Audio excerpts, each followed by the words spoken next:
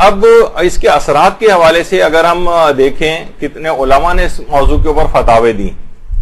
آیت اللہ ہاشمی شاہرودی نے، آیت اللہ ہاشمی شاہرودی کچھ ہی عرصے پہلے ابھی ان کا انتقال ہوا ہے، تو انہوں نے یہ بات کہی کہ التختم بالیمین والیسار مستحب، دائیں ہاتھ بائیں ہاتھ دونوں کے اندر جو ہے وہ یہ پتھر جو ہے انگوٹھی پہننا یہ مستحب ہے. اور فرمایا کہ ہر حجر یعنی ہر پتھر کے کچھ مخصوص آثار و خواص ہیں تختلف عن غیرہ، جو ایک پتھر میں پائے جاتے ہیں دوسرے میں نہیں پائے جاتے، دوسرے میں پائے جاتے ہیں تو پہلے میں نہیں. ہر پتھر کے الگ الگ اثرات اور خصوصیات، یعنی خود علماء اور مراجع اپنے فتاوے کے اندر یہ بات بیان کر رہے ہیں کہ ہر پتھر کے الگ آثار اور خصوصیات ہیں.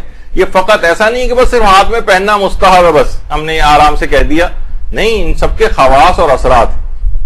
اور اسی طریقے سے باقاعدہ آیت اللہ حافظ بشیر نجفی ان کی آفیشیل سائٹ کا جو یہ سمجھیں اسکین پیج ہے آپ کے سامنے، اس میں سوال یہ پوچھا گیا ہم ہر طرح کا پتھر پہن سکتے ہیں، یہ کوئی ستارے وغیرہ کے نام سے چیک کروانا ضروری؟ تو انہوں نے جواب دیا کہ روایات سے جن پتھروں کی اجازت ملی ہے ان سب کا پہننا باعث ثواب ہے. البتہ اگر آپ کو یقین ہو جائے کہ کوئی پتھر آپ کے لیے مضر ہے تو آپ کا فریضہ ہے اس کو نہ پہنے. کیونکہ دیکھیے بہت ساری اس کا تعلق ابھی میں اگلی دفعہ آگے چل کر بیان کروں گا، جو پتھر وغیرہ ہیں یا اس پہ جو نقش ہے ان کا تعلق علوم غریبہ سے، یہ الگ علوم کی ایک ٹائپ ہے. یہ اس کو ہمیشہ فقہی طور پر اور جو پرکھنے کے جو اصول ہیں عام طور پر یہ ان چیزوں کے اوپر نہیں پرکھے جاتے، ان کی یہ الگ طرح کا علم ہے. مثلا آپ کہیں گے الیکٹران پروٹون نیوٹران اس کے لیے کون سی روایت کے اندر آیا ہے، تو بھئی یہ اس کا موضوع نہیں ہے ان روایات کا، یہ الگ خصوصیات اثرات خواص کے لیے رکھتی ہیں، علماء اس کے قائل ہیں. اچھا، پھر اس کے بعد ان سے اگلا سوال پوچھا گیا کہ ہم جو ہاتھوں کی انگلیوں میں جو نگ اور نگینے پہنتے ہیں، مثلا عقیق ہے، فیروزہ ہے، یاقوت ہے، کیا ان کا کوئی فائدہ ہوتا ہے؟ جیسے کہ ہم نے یاقوت پہنا ہے تو اس کا کوئی فائدہ ہے؟ سوال پوچھنے والے نے پوچھا تو جواب دیا آیت اللہ بشیر نجفی نے کہ یاقوت سے خدا یاقوت سے انسان کی حفاظت کرتا ہے، یعنی کرتا پروردگار عالم ہی ہے لیکن اس کا ذریعہ ہوتا ہے، دشمنوں سے محفوظ رکھتا ہے اور اس کے پہننے میں ثواب بھی. یعنی انسان کی حفاظت دشمنوں سے یاقوت کے ذریعے، اور یاقوت کے استحباب کا اس کو پہننے کے متعلق جو معتبر روایات آئیں. اچھا، پھر اس کے بعد اگلا سوال پوچھا گیا کیا آپ ان پتھروں کے پہننے کی وجہ اور فوائد بتا سکتی ہیں؟ مثلا عقیق جو کالے رنگ کا ہو، ایمرلڈ یا فیروزہ، روبی، در نجف وغیرہ. تو آیت اللہ بشیر نجفی نے جواب دیا کہ در نجف، عقیق یمنی، فیروزہ وغیرہ کے بارے میں روایات وارد ہوئی ہیں، ان کی وجہ سے انسان مصیبتوں سے نجات پاتا ہے اور نماز کے ثواب میں زیادتی اور وسعت رزق جیسی نعمات سے خداوند عالم نوازتا ہے. یعنی اللہ ہی نوازتا ہے لیکن ان چیزوں کا ذریعہ اختیار کرتا ہے. تو ہمارے یہاں بہت سارے وہابی فکر سے متاثر افراد فوری طور پر کہنے لگتے ہیں کہ نہیں، ان چیزوں کو کوئی فائدہ نہیں ہے، بس ان کو پہننے کا ایک ایسی ثواب ہے لیکن اثرات وغیرہ کچھ نہیں، اور اس کو بت پرستی اور پتہ نہیں کن کن چیزوں سے تعبیر کرتے ہیں. مراجع کے نظریات اس لحاظ سے آپ دیکھیں. اور یہی آیت اللہ شمس الدین واعظی، ان سے یہی سوال پوچھا گیا کہ بہت سے لوگ یہ احجار کریمہ جو ہیں یعنی یہ قیمتی پتھر وغیرہ یہ جلب رزق کے لیے یعنی رزق وسیع ہونے کے لیے پہنتے ہیں، دفع ضرر کے لیے پہنتے ہیں، کیا اصل اس کی شریعت میں کوئی اصل موجود ہے؟ تو انہوں نے فرمایا کہ یہ جو احجار کریمہ ہیں یہ نصوص صحیحہ میں ان کے فوائد ذکر ہوئے ہیں. نصوص صحیحہ یعنی معتبر روایت، صحیح روایات کے اندر یہ فوائد ذکر ہوئے ہیں اور اس نیت سے ان اغراض سے پہننا بالکل جائز. تو خود علماء اور مراجع ان کے خصوصیات اور اثرات کو مانتے ہیں. آیت اللہ صادق روحانی، ان سے بھی یہ سوال پوچھا گیا کہ کیا یہ بات درست ہے کہ عقیق جو ہے وہ فقر سے یعنی غربت سے نجات دلاتا ہے، نفاق سے نجات دلاتا ہے؟ تو انہوں نے جواب دیا کہ روایات کے اندر یہ بات وارد ہوئی ہے کہ اس عقیق کو پہننے کا استحباب ہے. بہت زیادہ روایتیں اس مسئلے پر آئی ہیں اور روایتوں میں یہ بات بھی آئی ہے کہ اس کو پہننے سے فقر دور ہو جاتا ہے. لیکن انہوں نے فرمایا کہ جس طریقے سے ہر چیز کی شرائط اور موانعات ہیں، مثلا آپ کوئی دوا کھاتی ہیں، یہ میں اپنی طرف سے کہہ رہا ہوں، آپ کوئی دوا کھاتی ہیں، ڈاکٹر کہتے ہیں دیکھیے اگر آپ نے اس کے ساتھ مثلا نمک بھی کھایا تو پھر یہ بلڈ پریشر کی دوا اثر نہیں کرے گی، بلڈ پریشر آپ کو ویسے ہی بڑھا رہے گا. یعنی بہت ساری چیزیں ایسی ہیں کہ جو ہم ان کے ساتھ کچھ موانعات ہیں، کچھ شرائط ہیں، ان کا خیال نہیں کریں گے تو وہ چیز اثرات نہیں دکھائے گی. تو فرماتے ہیں اسی طریقے سے عقیق بھی اگر کوئی شخص پہن رہا ہے اور اس کو پہننے کے باوجود بھی اس کا فقر دور نہیں ہو رہا ہے تو یہ ان روایات سے منافات نہیں رکھتا جو عقیق کے اس فائدے کو بتاتی ہیں. یعنی ان میں کوئی اس نے کوئی اور وجوہات سے اس کا رزق کم ہو گیا ہوگا, کوئی گناہوں کی وجہ سے رزق کم ہو جاتا ہے, لیکن بہرحال ان چیزوں کے فوائد ہیں. یہ رزق میں زیادتی کا بھی سبب بنتی ہے, اس سے نفاق وغیرہ بھی دور ہوتا ہے. یہ خود آیت اللہ صادق روحانی نے اپنے استفتاء میں فرمایا.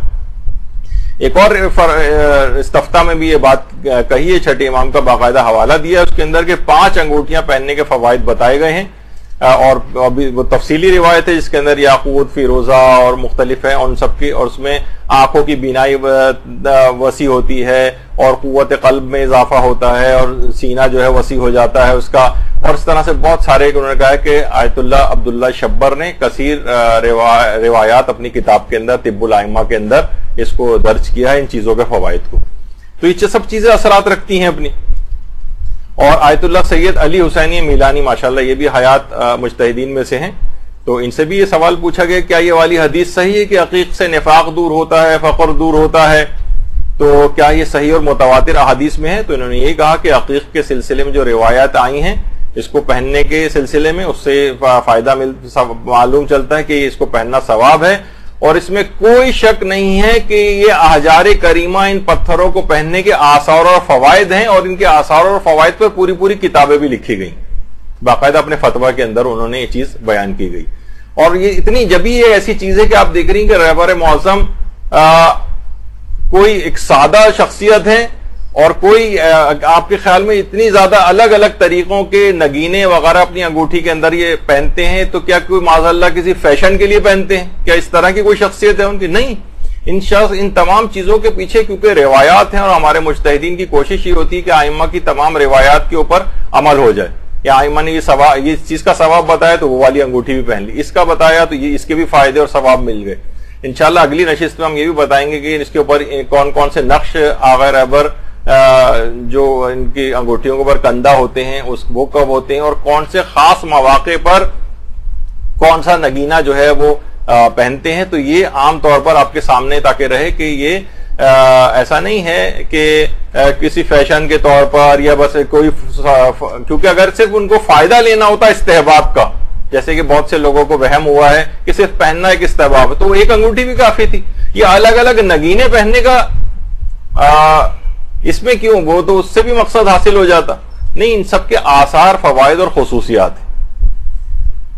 تو یہ تمام چیزیں ایسی ہیں کہ بہرحال دماغ میں رکھنا چاہیے اس کو.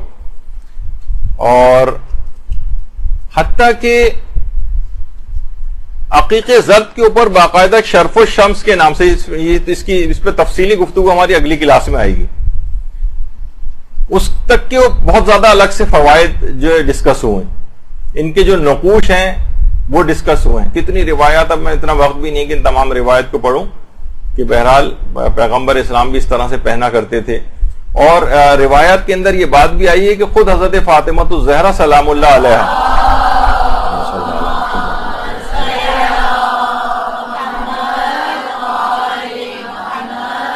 ان کے پاس بھی ایک عقیق کی انگوٹھی تھی جسے وقت شہادت انہوں نے امام حسن علیہ السلام کو سپرد کی تھی.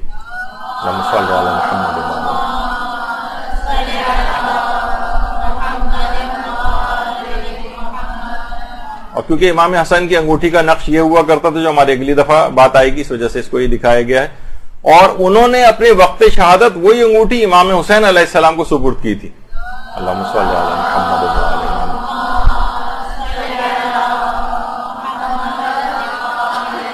اور امام حسین کی جو انگوٹھی تھی اس پر نقش یہی تھا جو آپ کے سامنے, جس کو ہم اگلی دفعہ ڈسکس کریں گے. اچھا, اب یہ ایک چیز ہے کہ آخر امام حسین علیہ السلام کی وہ انگوٹھی کہاں گئی. کچھ لوگوں کے دماغ میں آتا ہے کہ شاید وہ وقت شہادت جب لباس کو بھی لوٹا گیا تھا تو وہ انگوٹھی بھی ساتھ لوٹ لی گئی تھی. تو یہی سوال محمد ابن مسلم نے ہمارے چھٹے امام امام جعفر صادق علیہ السلام سے کیا.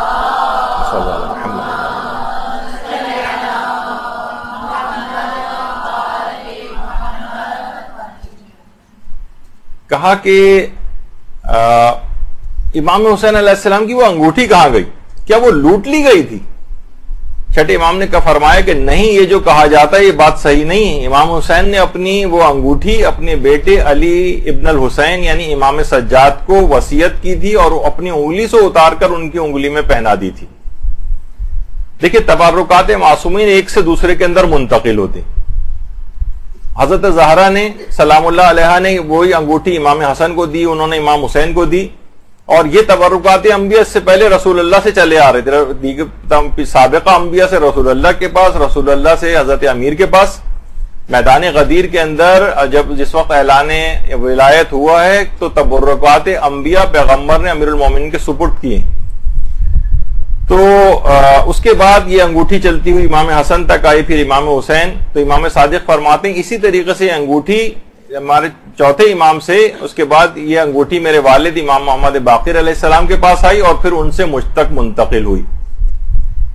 میں جو ہے ہر جمعے کو اس کو پہنتا ہوں اور اس کو پہن کر ہی نماز ادا کرتا ہوں. چھٹے امام نے کہا امام حسین کی وہ انگوٹھی اب میرے پاس آ چکی. اچھا، محمد ابن مسلم کے دماغ میں تجسس تھا انگوٹھی کا کہ کہا کہ میں نماز اسی کو پہن کر پڑھتا ہوں. تو کہا کہ ایک دن میں جمعے کے بعد امام صادق علیہ السلام کی خدمت میں گیا تو امام جو ہے وہ نماز میں مشغول تھے اس وقت. تو نماز کے بعد امام نے اپنا ہاتھ آگے بڑھایا تو میں نے دیکھا کہ اس انگوٹھی کے اوپر لکھا ہوا تھا لا الہ الا اللہ عدت لقاء اللہ، یعنی اللہ کے سوا کوئی معبود نہیں ہے اور زاد و توشہ اللہ سے ملاقات ہے. یہ اس انگوٹھی کے اوپر باقاعدہ انہوں نے لکھا ہوا بھی اس لحاظ سے دیکھا. تو یہ علماء فرماتے ہیں کہ دیکھیے یہ وہی انگوٹھی تھی جو تبرکات میں چلتی ہوئی امام حسین کی چھٹے امام تک پہنچی تھی، اور اسی انگوٹھی کو موارث امامت میں سے قرار دیا گیا تھا کہ انگوٹھی اس طرح سے. تو ممکن ہے کہ کیونکہ ایک سے زائد انگوٹھیاں بھی معصومین پہنتے تھے تو دیگر انگوٹھیاں وہ لوٹ لی گئی ہوں، لیکن یہ خاص انگوٹھی جو تبرکات میں سے تھی یہ چوتھے امام کو اس سے پہلے امام پہنا کر جا چکے تھے. اچھا، اب ہمارے پانچویں امام ایک جملہ ارشاد فرماتے ہیں کہ عقیق سرخ، عقیق زرد اور عقیق سفید. عقیق سفید بھی ہوتا، در نجف لوگ اس کو سمجھتے ہیں، بعض اوقات وہ عقیق سفید ہوتا.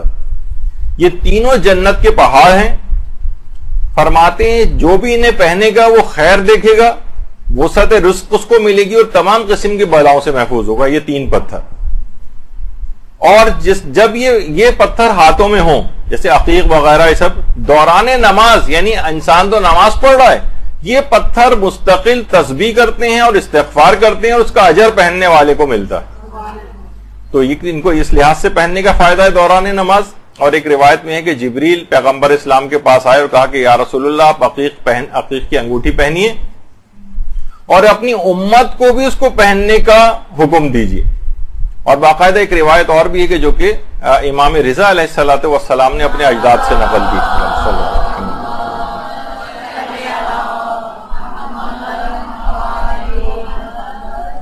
کہ پروردگار عالم نے خود پر یہ بات لازم کر لی ہے کہ جو بھی عقیق کی انگوٹھی پہنے گا اسے آگ سے میں عذاب نہیں دوں گا بشرطے وہ علی کو دوست رکھتا ہوگا.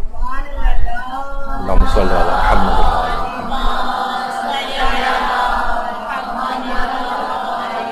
یہ آیت اللہ نوری حمدانی ہے جن کی تصویر.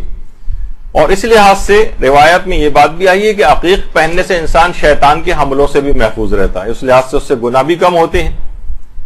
اور دیکھیے ایک چیز اور بھی ہے، ان چیزوں کے اثرات کے حوالے سے بات ہو جائے کہ روایات میں یہ بات بھی آئی ہے کہ عقیق جو ہے یہ حادثات سے بھی انسان کو بچاتا ہے. جیسے کہ اس کے اندر بھی ملتی ہے یہ چیز کہ سجدگاہ کے متعلق کہا جاتا ہے. عام طور پر سجدگاہ سے مراد عام مروجہ سجدگاہیں لوگ اس سے مراد لیتے ہیں، البتہ وہ مراد نہیں ہے. جو قبر امام مظلوم کی جو خاک ہے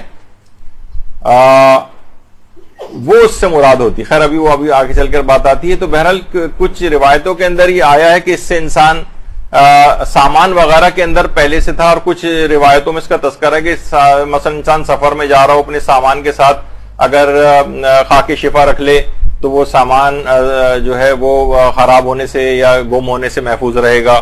انسان اپنے ساتھ سفر میں ساتھ رکھے تو پریشانیوں سے محفوظ رہے گا.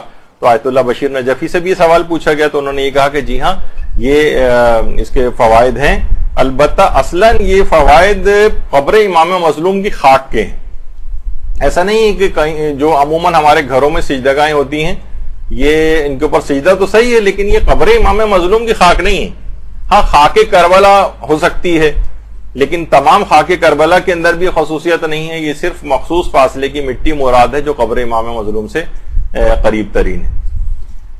تو اچھا البتہ کتنی ہی دیکھیے روایات ایسی آئی ہیں جیسے کہ امام رضا کی یہ روایت جو سب سے پہلی روایت لکھی ہوئی علماء کہتے ہیں صحیح اور معتبر ترین روایت کہ العقیق ینفی الفقر ولبس العقیق ینفی النفاق.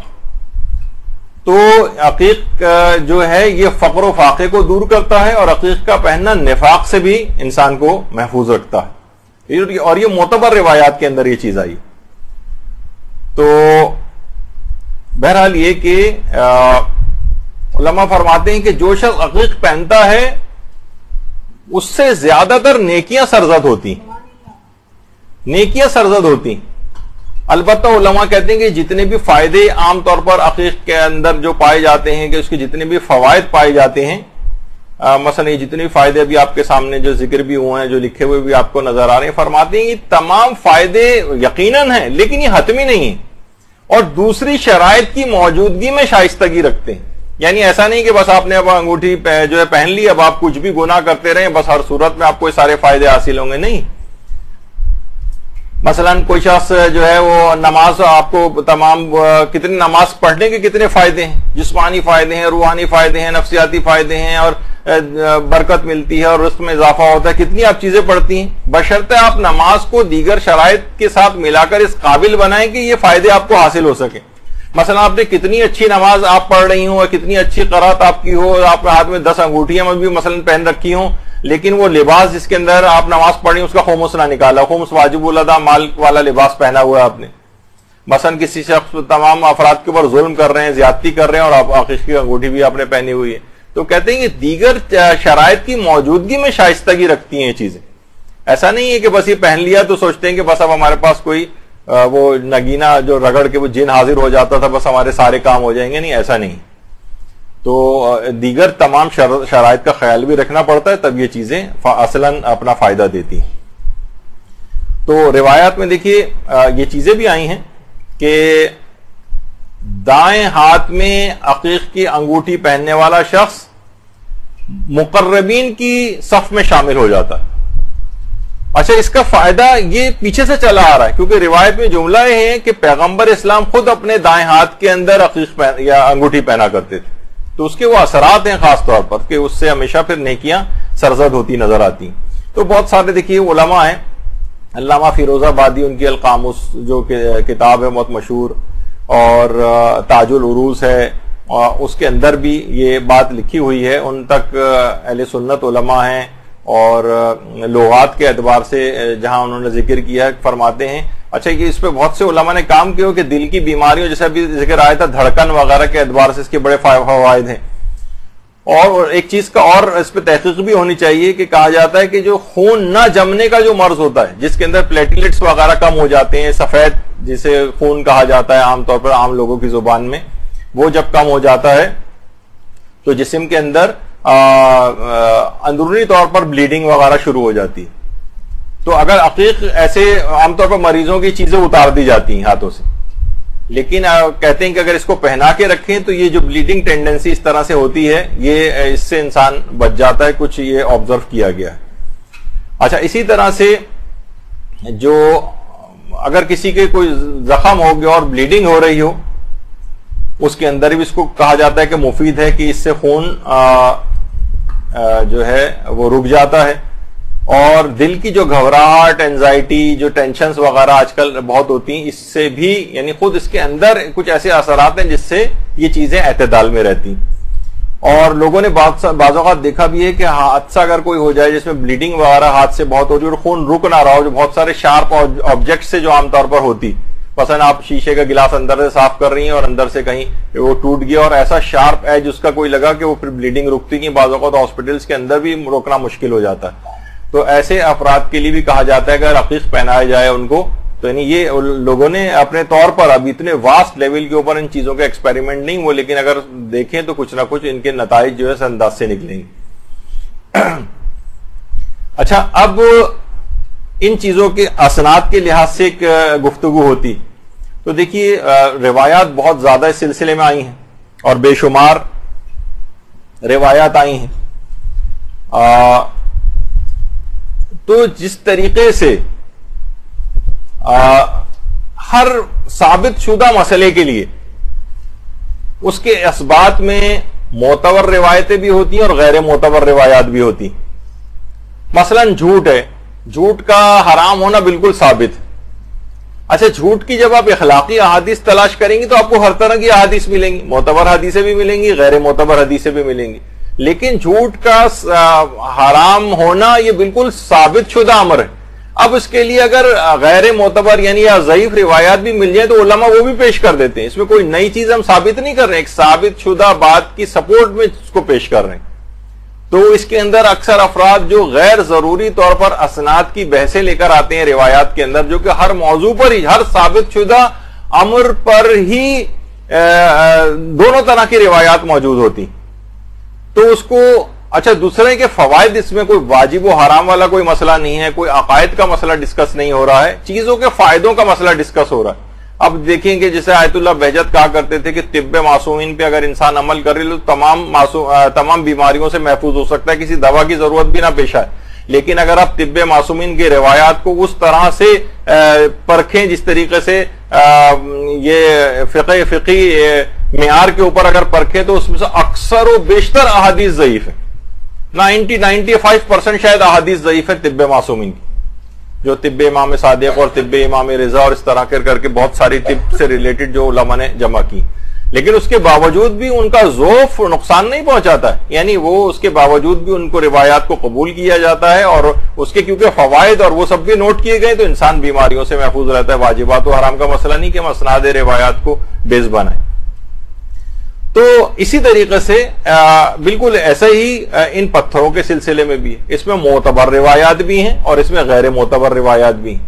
لیکن معتبر روایتوں سے یہ ثابت ہے کہ ان کے اثرات بھی ہوتے ہیں، جیسے کہ وہی ابھی اس سے پہلے بھی آپ کے سامنے امام رضا کی روایت پیش کی گئی. مثلا یہ معتبر روایت ہے، اس میں تو فقر و فاقہ دور ہوتا ہے اور نفاق یعنی جسمانی اور روحانی دونوں اعتبار سے فائدوں کا ذکر ہوا. تو یہ دیگر چیزوں کے سلسلے میں بھی روایت کو کیوں نہیں مانا جا سکتا؟ اس میں کوئی نئی چیز تو ایسی بات نہیں آ رہی. اسی طریقے سے مثلا یاقوت کے سلسلے میں بھی روایت جو ہے وہ معتبر آئی ہیں یاقوت کے سلسلے میں، اور باقاعدہ آیت اللہ ناصر مکارم شیرازی نے اپنی ویب سائٹ کے اوپر بھی ان روایات کو جو ہے وہ لکھا ہے.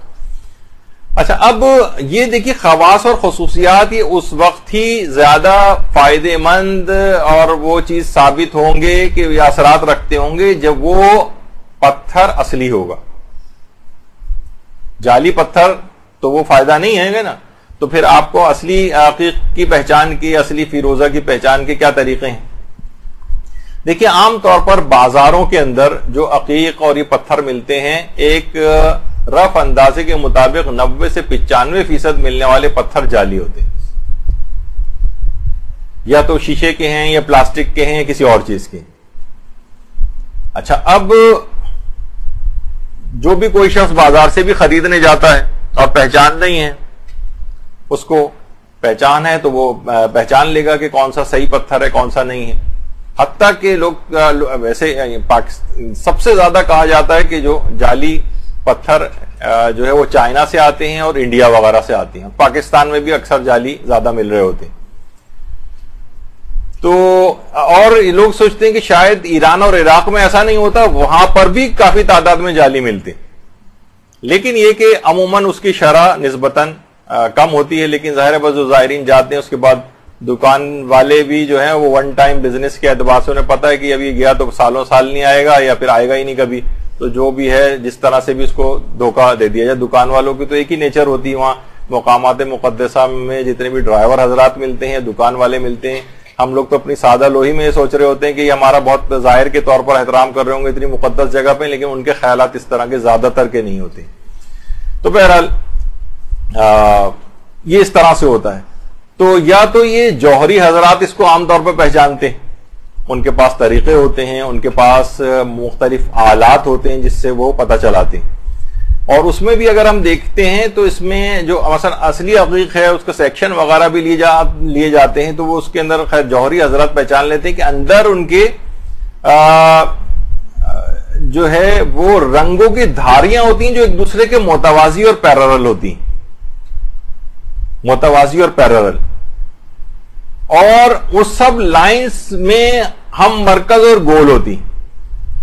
لیکن عام طور پر ایسا ہمیں تو نظر نہیں آ رہا ہوتا ہے, کیونکہ ہم جو دیکھ سکتے ہیں اس میں یہ ایک چیز دیکھ سکتے ہیں کہ عام طور پر جو اصلی عقیق ہوتے ہیں ان کے اندر کچھ دھبے ٹائپ کے نظر آتے ہیں.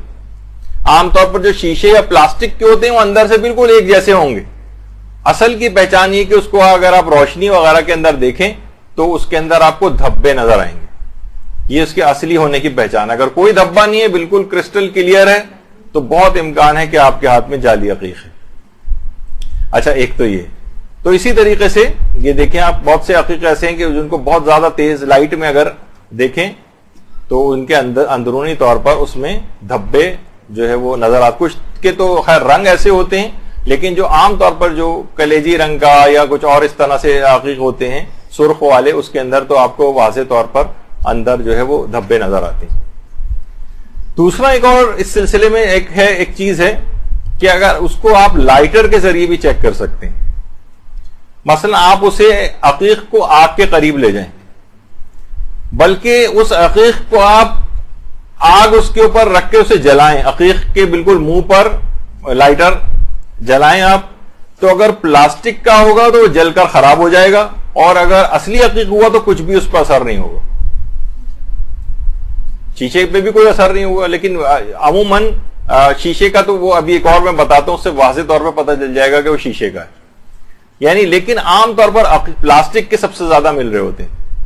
پلاسٹک کا ہوگا تو فوراً جل جائے گا, تو آپ کہیں گے بھائی جل کے تو خراب ہو جائے گا, تو آپ کو پلاسٹک کا وہ لے کے کرنا کیا ہے, اس کا وہ خراب ہو بھی جائے تو اچھا, پتہ چل گیا آپ کو, اسے پھینکیے آپ اٹھا کے.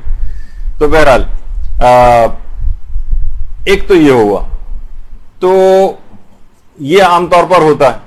دوسرا بہت زیادہ آسان ایک طریقہ یہ ہے کہ اسے اگر آپ اس کی مثلا آپ کے موبائل فون میں جو ٹارچ ہوتی ہے اس کی لائٹ کے اوپر اگر عقیق رکھ دیا جائے, اور وہ بالکل اس کو ایسا ریفلیکٹ کرے گا کہ بالکل جس طرح شیشہ ہوتا ہے نا, اگر وہ شیشہ ہے یا پلاسٹک ہے تو بالکل ساری روشنی باہر نکال دے گا, ذرا سے بھی اندر جذب نہیں کرے گا.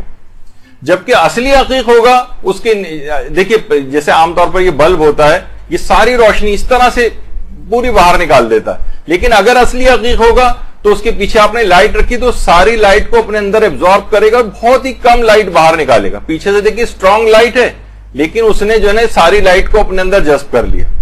یہ اس کے یعنی اگر آپ پیچھے سے اس کے اسٹرانگ لائٹ ماریں تو دھبے بھی آپ کو جو ہے اس کے نظر آ جائیں گے واضح طور پر, اس سے اس کی پہچان ہوگی. اور دوسرا ہی کہ لائٹ کو اپنے اندر ایبزارب کر لیتا. یہ دیکھیں آپ نے, اس کے پیچھے ایک اسٹرانگ لائٹ تھی لیکن اس نے اس کو نا جذب کر لیا لائٹ کو ساری. یہ دیکھیے آپ, تو اس طرح سے ہوتا ہے. یہ دیکھیں اس کے اندر بھی دھبا آپ کو اس کے اندر نظر آ رہے ہیں, اور پیچھے سے اس نے ساری لائٹ بھی ابزارب کر لی, عقیق اصلی ہونے کی پہچان. لیکن اگر پوری تیز لائٹ وہ ریفلیکٹ کر رہا ہے باہر کی طرف تو سمجھ جائیے کہ وہ نقلی عقیق ہے. اچھا, اسی طرح سے جو عام طور پر جو نقلی عقیق ہیں یہ چاندی وغیرہ میں لگے بھی نہیں ہوتے. ایک میگنیٹ ٹیسٹ بھی کہلاتا ہے میگنیٹ کا, یعنی اگر آپ کو عقیق یہ معلوم کرنا ہو کہ اصلی چاندی ہے نہیں تو اس کے قریب لے کر آئیے, تو یہ نان میگنیٹک ہوتا ہے, سلور جو ہوتا ہے یعنی چاندی, اس سے آپ پتہ چلا لیں گے. ورنہ لوہے کوبالٹ یا کسی اور طرح کی کوئی چیز ہوئی تو فوراً جو ہے وہ میگنیٹ کو اٹریکٹ کرے گا, چپک جائے گا اس کے ساتھ آ کے. لیکن اگر یہ سلور کو بھی اگر آپ کو چیک کرنا ہے تو اس سے بھی پتہ چل جاتا ہے, کیونکہ خود آپ نے دیکھا کہ سلور میں پہننے کا بھی ایک الگ روایات کے اندر اس کا بھی ایک فائدہ اور ثواب جو ہے وہ بتایا گیا ہے. تو اس لحاظ سے بھی ہمیں دیکھنا چاہیے. خیر، پھر اس کے بعد ایک چیز اور بھی ہے. اس سے کچھ حضرات کہتے ہیں کہ یہ طریقہ صحیح ہے، اس سے بھی عقیق کے اصلی ہونے کا پتہ چلتا ہے، اور کچھ کہتے ہیں کہ نہیں یہ اتنا معتبر نہیں. لیکن بہرحال دونوں طرف کے جو افراد ہیں وہ کہتے ہیں اگر ایک بال کو آپ عقیق اصلی کے اوپر رکھیں اور اس کو جلائیں، مثلا سگریٹ کے ذریعے کسی بھی اور چیز سے، تو اگر عقیق اصلی کے اوپر رکھا ہوا ہے وہ بال تو وہ کبھی جلے گا نہیں. اور جیسی آپ اس کو عقیق سے جعلی عقیق یا کسی اور چیز پہ رکھیں گے فوراً جل جائے گا. بہت سے لوگوں نے اس کا تجربہ کیا، اللہ عالم، میں نے تو کبھی نہیں کیا، لیکن یہ سننے میں آتا ہے کہ یہ بھی ایک طریقہ ہے. لیکن کچھ افراد کا جو ماہر ہیں وہ کہتے ہیں کہ نہیں، یہ بعض اوقات اصلی عقیق کے اوپر بھی جلا دیتا ہے. اور لیکن زیادہ تر لوگوں کا عمومی ایک رجحان یہ ہے کہ ایک طریقہ یہ بھی ہے، لیکن یہ اتنا زیادہ مجھے اس کے متعلق معلومات نہیں. تو عقیق کے لحاظ سے تو اس کے پہچان یہ ہو گئی. اچھا، اب آ جائیے فیروزہ. اچھا، فیروزے میں بھی دیکھیے، ایک تو اصلی نیشہ پوری فیروزہ کہلاتے ہیں. اصلی نیشہ پوری فیروزہ جو سب سے اس کی اعلیٰ ترین قسم ہے فیروزے کی، اس میں اس کے نچلے حصے کو اگر آپ دیکھیں تو نچلے حصے پر اس کے اوپر کالے دھبے اور وینز سی جاتی نظر آتی ہیں. یہ اصلی نیشہ پوری عقیق ہونے کی اس کی نشانی. اچھا، جو عموماً جو فیروزے ہوتے ہیں، اگر نقلی فیروزے کے متعلق سے کچھ دن بھی اگر دھوپ میں رکھا جائے تو اس کا رنگ اڑ جاتا ہے. یہ اس کا مطلب ہے نقلی فیروزہ. مثلا کوئی آپ خرید کے لے آئی ہیں بازار سے یا بہت عرصے سے آپ کے پاس رکھے ہوں، آپ انہیں دھوپ میں رکھ دیں، کچھ دن بعد دیکھیں گے ان کا رنگ اڑ جائے گا. اچھا، جبکہ اصلی جو فیروزہ ہے کہا جاتا ہے کہ اس کی اصل آب و تاب ہی الگ ہوتی ہے بالکل. یعنی اصلی کی جو اس کی اپیئرنس ہے وہی اس سے ہی پتہ چلتا ہے کہ یہ اصلی ہے. اچھا، اصلی عقیق کے ایک اور اصلی فیروزے کی ایک یہ بھی، سے اگر آگ سے تپش دی جائے تو یہ کالا پڑ جاتا ہے. کہتے ہیں کہ اس کے اندر کچھ پانی ٹائپ کا ہوتا ہے، وہ سوکھ جاتا ہے اور ایک دم سے کالا پڑ جاتا ہے اصلی عقیق جو ہے. اور اصلی فیروزہ، بار بار عقیق کہہ رہا ہوں، اصلی فیروزہ. اچھا، اصلی فیروزے کو کچھ ماہرین ہی کہتے ہیں اس کو سوئی سے کسی شارپ آبجیکٹ سے اگر آپ رگڑیں، اسکریچ کریں، تو اس پہ کوئی خاص فرق نہیں پڑتا. اگر کچھ ہوگا بھی تو اندر سے بھی وہی پتھر اسی رنگ کا نظر آئے گا. مثلا آپ نے کھرچا اس کو، تو کھرچنے کے بعد چلیں، اگر آپ اوپر سے خراب نہیں کرنا چاہتی تو نیچے کی طرف سے کھرچ کے دیکھ لیجئے، تو اس میں آپ کو اندر سے بھی وہی کلر نظر آئے گا اس کا، جو کہ اس کا اصل کلر ہے عقیق کا. اچھا، جبکہ فیروزہ اگر جعلی ہے تو اس کو کھرچنے سے اندر سے چونا ٹائپ کا سفید نکلنے لگے گا. یہ اس کے آپ نچلی سطح سے اس کو، تاکہ آپ بظاہر آپ کو دکھ ہو رہا ہے کہ میں اوپر سے اس کو خراب کروں، تو نیچے سے کھرچ کے دیکھ لیجیے، اگر چونا سا نکل رہا ہے وہ، تو اس کا مطلب ہے کہ وہ فیروزہ اصلی نہیں ہے، بلکہ اس کو کہا جاتا ہے کہ یہ ڈائیڈ ہاولائٹ کہلاتا. ہاولائٹ ایک الگ کیلشیم کی ایک ڈیریویٹو ہے، یہ اس سے عام طور پر بنایا جاتا ہے، اور یہ جعلی فیروزے ان کے اوپر رنگ وغیرہ کر کے اور اس کو فیروزے کے طور پر بیچا جاتا ہے. اور اصلی فیروزے کے متعلق یہ بھی ہے کہ اگر رات کے وقت آپ اصلی فیروزے کو جو ہے وہ دودھ میں ڈال دیں تو لوگ یہ کہتے ہیں، انہوں نے تجربہ کیا اس کا، کہ دودھ پھٹ جاتا ہے. جبکہ اگر نقلی آپ نے ڈال کے رکھا تو وہی دودھ جو اپنے ٹائم کے اوپر جو ہے جس طرح ہوتا ہے بس وہ اس طرح سے چلے گا، اس میں اس کا کوئی خاص دودھ پر اثر نہیں ہوگا. لیکن اگر عقیق اصلی کو اگر آپ نے ڈالا تو اس سے جو ہے وہ دودھ پھٹ جاتا ہے. تو اب بہرحال یہ اس کے اندر بہت ساری چیزیں ہیں، اور روایات میں یہ بھی آئی ہے چیز کہ جس ہاتھ میں بھی فیروزہ ہوگا وہ ہاتھ کبھی فقیر نہیں ہوگا، یعنی غریب نہیں ہوگا. جو عقیق کے اندر فائدے ہیں وہی فائدے فیروزے کے اندر بھی ہیں الگ سے، لیکن عقیق کے الگ نسبتاً فائدے بتائے گئے ہیں، فیروزے کے الگ ہیں. اس پہ پوری کتابیں بھی جو ہے وہ موجود ہیں. اور علماء کرام جو ہیں وہ بھی عقیق کو بھی پہنتے ہیں، فیروزے کو بھی پہنتے ہیں. آپ نے پچھلی نشستوں کے اندر بھی دیکھا تھا، آیت اللہ سیستانی فیروزہ پہنتے ہیں، عقیق بھی پہنتے ہیں. آیت اللہ کوئی دونوں ہاتھ میں، ایک ہاتھ میں عقیق ایک ہاتھ میں فیروزہ پہنتے تھے.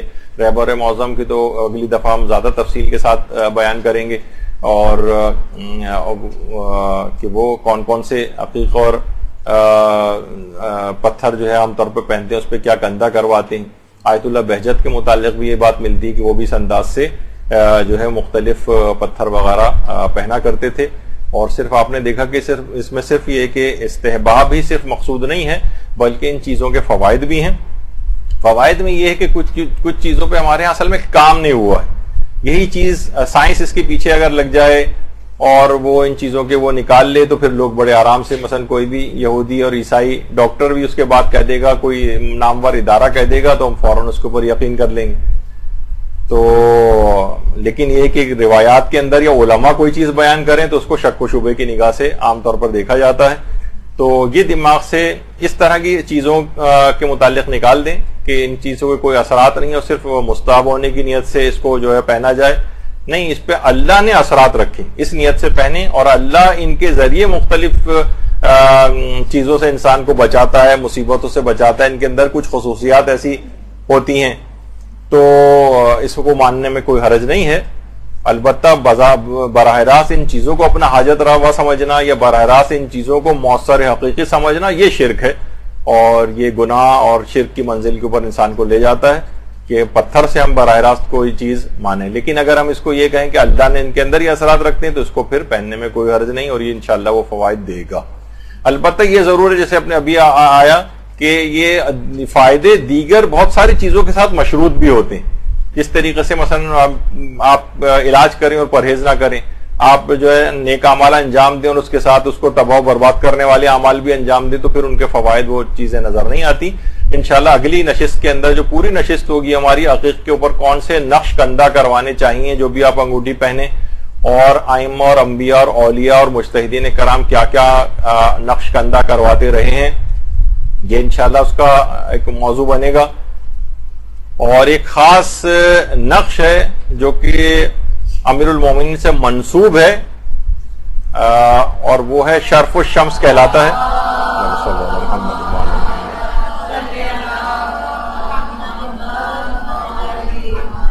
تو شرف الشمس اس کے متعلق ہماری ذرا نسبتاً تفصیل سے گفتگو ہوگی انشاءاللہ۔ بس اگلی نشست امید ہے کہ اس سلسلے میں آخری ہونی چاہیے، اس کے بعد کسی نئے موضوع کا انتخاب کریں گے، اور اس موضوع پر انشاءاللہ آپ کو پھر کوئی ابہام باقی نہیں رہے گا۔ وصلی اللہ علی محمد وآلہ الطیبین۔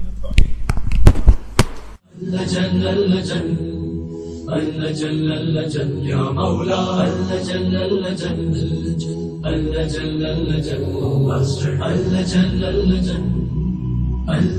یا صاحب السماء